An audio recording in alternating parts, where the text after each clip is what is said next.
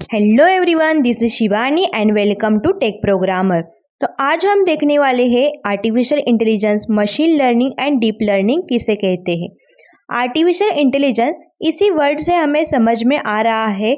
हम artificial things को intelligence देने का ट्राई कर रहे हैं थ्रू आर्टिफिशियल इंटेलिजेंस कंसेप्ट। एक सिंपल सा एग्जाम्पल लेते हैं। हम मॉल में जाते हैं, तब ऑटोमेटिकली डोर ओपन हो जाता है। वो ऑटोमेटिकली कैसे ओपन हो जाता है? तो वहाँ पे एक सेंसर सेट किया जाता है। वो सेंसर जब सेंस करेगा कोई तो आ रहा है, तब डोर खुल जाता है। ये आर्टिफिशियल इंटेलिजेंस का ही मैजिक है। ये देखो, आर्टिफिशियल इंटेलिजेंस ह्यूमन के बिहेवियर को कॉपी करने का ट्राई कर रहा है।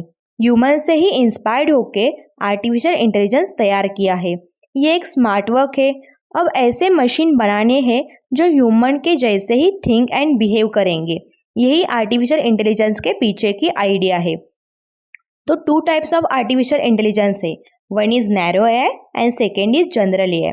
तो नैरो एआई को वीक एआई भी कहते हैं।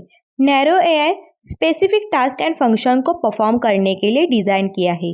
जितना उसे सिखाएंगे उतना ही वो काम करेगा। आउट ऑफ द बॉक्स जाके ये काम नहीं करेगा। फॉर एग्जाम्पल, अलेक्सा सबको पता ही होगा। तो मैं अलेक्सा को बोलूँ सॉन्ग्स लगाओ, तो वो लगाएगा, क्योंकि ये अलेक्सा में डिज़ाइन किया है।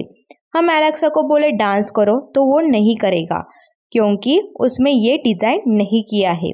ये लिमिटेड डोमेन के ऊपर काम करता है। तो जनरल एआई को हम स्ट्रॉन्ग एआई भी कहते हैं। तो जनरल एआई ह्यूमन के बिहेवियर एंड थिंकिंग को रेप्लिकेट करने का ट्राई कर रहा है।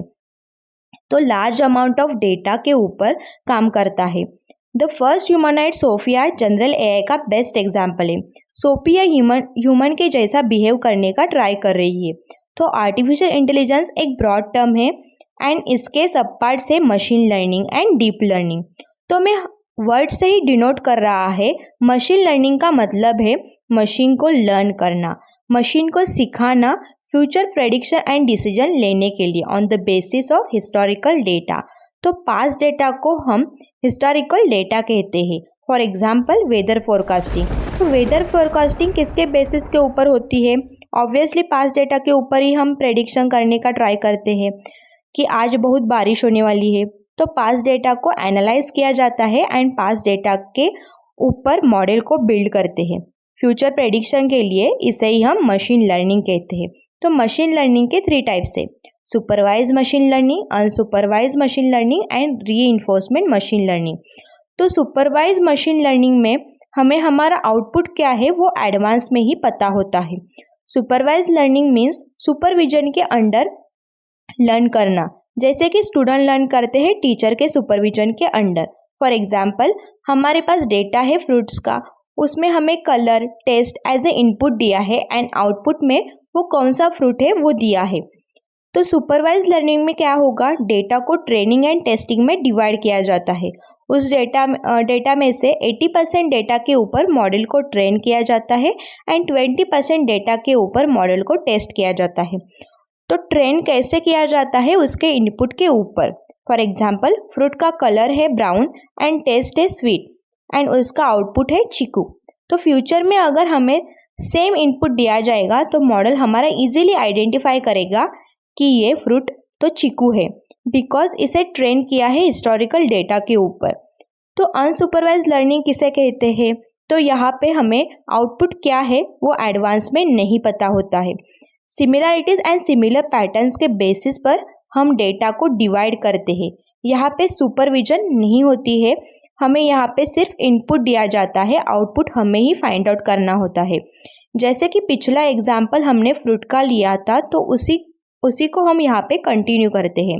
हमें आउटपुट क्या है वो पहले एग्जाम्पल में पता था, बट यहाँ पे हमें पता नहीं है। तो हमें यहाँ पे उसके इनपुट में सिमिलरिटीज फाइंड आउट करने पड़ेंगे। टेस्ट स्वीट है, शेप सर्कुलर है और कलर ब्राउन है। ऐसे ही सिमिलर प्रॉपर्टी किस फ्रूट की है उसको साइड किया जाएगा। तो इसे ही हम अनसुपरवाइज लर्निंग कहते हैं। तो रीइंफोर्समेंट मशीन लर्निंग को फीडबैक बेस्ड मशीन लर्निंग भी कहते हैं। इसमें एजेंट एक्शन से एंड एक्शन के रिजल्ट से सीखते हैं। एक्शन सही से परफॉर्म की तो उसे पॉजिटिव फीडबैक मिलता है, उसने एक्शन सही से नहीं की तो उसे निगेटिव फीडबैक मिलता है। फॉर एग्जाम्पल, रियल लाइफ में भी हम अच्छा काम करते हैं तो हमें अवार्ड मिलता है, बुरा काम करते हैं तो हमें पेनल्टी मिलती है। तो रीइंफोर्समेंट लर्निंग में हमारे पास ओनली इनपुट होता है, हमें एजेंट के एक्शन से या एक्सपीरियंस के बेसिस पर आउटपुट डिटरमाइन करना पड़ता है। तो डीप लर्निंग किसे कहते हैं? तो डीप लर्निंग मशीन लर्निंग की सब ब्रांच है। डीप लर्निंग ह्यूमन के ब्रेन से इंस्पायर्ड होकर इंट्रोड्यूस किया है। ये कॉम्प्लेक्स डेटा के ऊपर काम करता है और कॉम्प्लेक्स प्रॉब्लम को सॉल्व करता है। ये न्यूरल नेटवर्क के ऊपर काम करता है। उस न्यूरल नेटवर्क में मल्टीपल लेयर्स होते हैं। Deep learning image recognition, chatbot, spam filtering, finance, text to image, ऐसे बहुत जगह पे यूज़ होता है। तो हमें मशीन लर्निंग होते हुए भी डीप लर्निंग की ज़रूरत क्यों पड़ी? Machine learning small amount of data के ऊपर काम करता है। ये ज़्यादा टाइम लेता है कॉम्प्लेक्स डेटा को प्रोसेस करने के लिए, and at the same time deep learning large data के ऊपर काम करता है, कॉम्प्लेक्स टास्क को इजीली सॉल्व करता है और प्री प्रोसेसिंग टाइम भी कम लगता है। तो आई होप गाइज आपको ये वीडियो अच्छा लगा होगा। So do like, share and subscribe my channel. हम मिलेंगे अगले लेक्चर में। तो learn more and earn more. Thanks for watching.